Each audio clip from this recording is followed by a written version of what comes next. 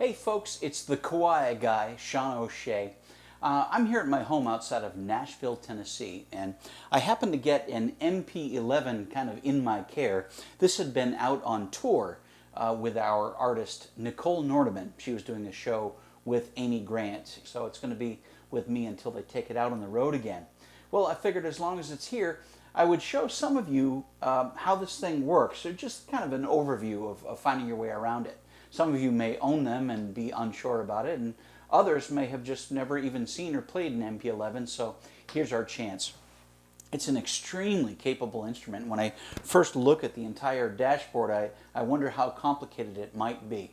I've found a way to break it down into little sections, and I found that that's a lot easier. So let's jump in and get started. First of all, over on the left side, let's just take a look at this part. It's the master volume. And also there's a slider for a line input.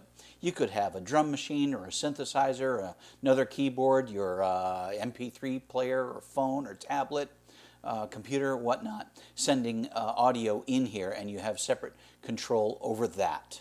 Right next to it is the piano department, the acoustic piano department nonetheless. Now notice something, there's an on-off switch. There's also its own volume control. So you can quickly and easily activate that or bring it in and out with a slider this way.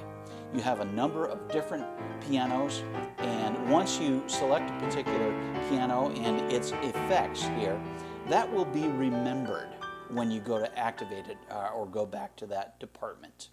Another important thing to point out is the key range. Right now it's set up to be up all 88 notes, but I could set it so it's just in the lower section, left-hand side, just in the right-hand section, and you can decide exactly where that split point occurs. Another way that you can use this is to actually have the sound in the center of the keyboard. Maybe there's a particular sound that you don't care for it way deep down or way up high, you just like the sound in the center. You can go ahead and custom create your key range for that. And we'll run through a few of those sounds in a moment. So moving over, here's the electric piano family. And they're divided up into categories. The Tyne piano,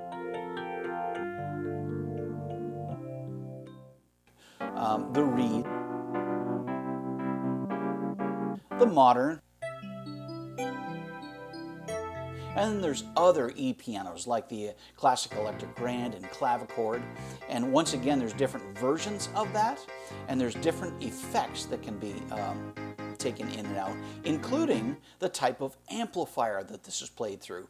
Now this makes a tremendous difference because the classic sound of like that old Fender Rhodes piano really happened when it was plugged into a certain type of amp and there was tremolo on and that type of effect. So that's really where the authenticity of the E-pianos is coming in, by using this amp effect.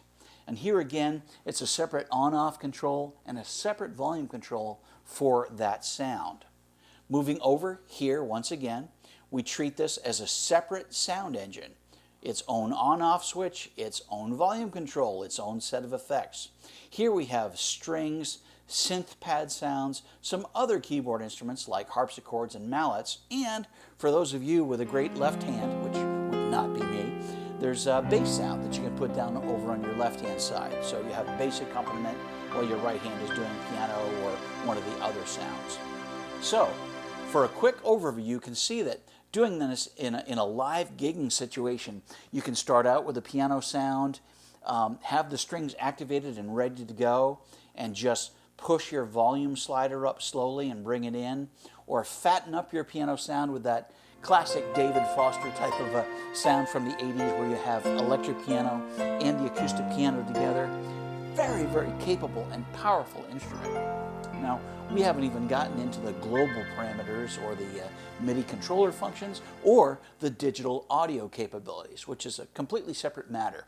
I just wanted you to know that it's an extremely powerful instrument, and having these three separate sound engines like this side by side makes it really versatile and pretty friendly in a gig situation. So if you have not had a chance to play an MP11, by all means, check it out. It's pretty cool.